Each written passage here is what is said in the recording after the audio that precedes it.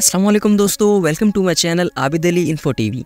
दोस्तों, Mariana Trench उन मकामात में से एक है जहां कई रिसर्चर्स और साइंटिस्ट जांच पड़ताल करने के लिए दौरा कर चुके हैं और अभी तक रिसर्च जारी है। लेकिन अब भी जदीद टेक्नोलॉजी होने के बावजूद भी साइंटिस्ट मुश्किल ही से 30% मरियाना ट्रेंच की खोज लगा पाए हैं। और यहाँ कौन कौन सी मखलूक़ात पाई जाती हैं, आज मैं आपको इस पुरस्कार मकाम और इसमें रहने वाली चंद हैरत अंगेज़ मखलूक के बारे में बताने जा रहा हूँ। सो वीडियो बहुत दिलचस्प होने वाली है। सबसे पहले बात करते हैं मरियाना ट्रेंच के बारे में।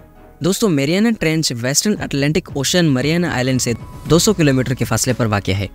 मरियाना ट्रेंच को दुनिया का सबसे गहरा मकाम करार दिया गया है क्योंकि इसकी गहराई 36,037 फीट है, यानी 2,550 किलोमीटर। दुनिया के सबसे ऊंचे पहाड़ माउंट एवरेस्ट को भी अगर मरियाना ट्रेंच के अंदर डाला जाए तो फिर भी इस पहाड़ की चोटी समुद्र से 2 किलोमीटर नीचे होगी। दोस्तों, इस जगह पानी का प्रेशर इतना ज़्यादा होता है जैसे 100 हाथी एक इंसान के सर के ऊपर खड़े हो जाएं।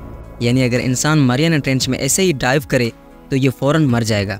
और मरियाना ट्रेंच में पानी बहुत ज़्यादा ठंडा होता है और इस जगह हर तरफ तारीकी अंधेरा होता है।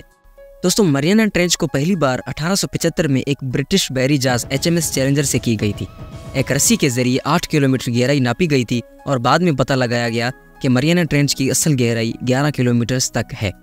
23 जनवरी 1960 में पहली बार 2 US नेवी के लेफ्टिनेंट डेनवॉश और स्विस इंजीनियर जैक्स पिकार्ड, ये दोनों एक सबमरीन यानी आबदोस में बैठकर मरियाना ट्रेंच तक गए थे। एक मशहूर फिल्मों के डायरेक्टर जेम्स कैमरॉन भी मरियाना ट्रेंच तक गए हैं। दोस्तों, अल्लाह ताला की कुदरत देखें कि इतनी खतरनाक गहराई और प्रेशर में भी बहुत सी मखलूक़ात पाई जाती हैं। मिलिए फ्रिल शार्क से। दोस्तों, ये शार्क आमतौर पर समुद्र की सरफेस से हज़ारों फीट गहराई में पाई जाती है। इस शार्क के ख़तरनाक होने की वजह इसके ख़तरनाक दांत होते हैं जो 3 अतराफ से नोकीले होते हैं। वाकई में ये बहुत खौफनाक लगती है। Angler fish.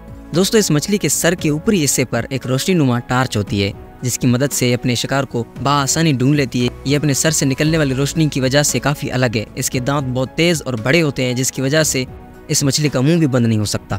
यह तकरीबन 8 इंच तक लंबी होती है। ये है तो छोटी लेकिन देखने में बहुत ही क्रीपी लगती है। दोस्तों, कैमरे में रिकॉर्ड होने वाली जेलीफिश।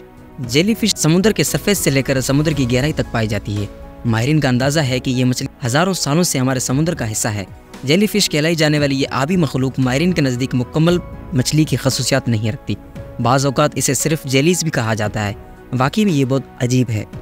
डम्पो ऑक्टोपस। दोस्तों, डम्पो ऑक्टोपस जिसे ग्रेबोथेस भी कहा जाता है।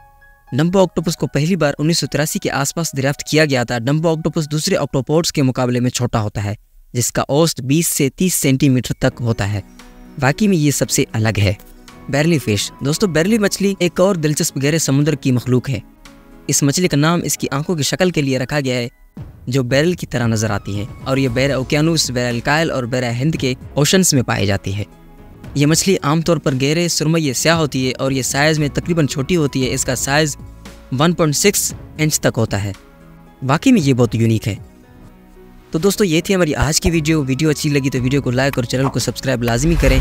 मिलते हैं अगली दिलचस्प वीडियो के साथ। अल्लाह हाफिज़।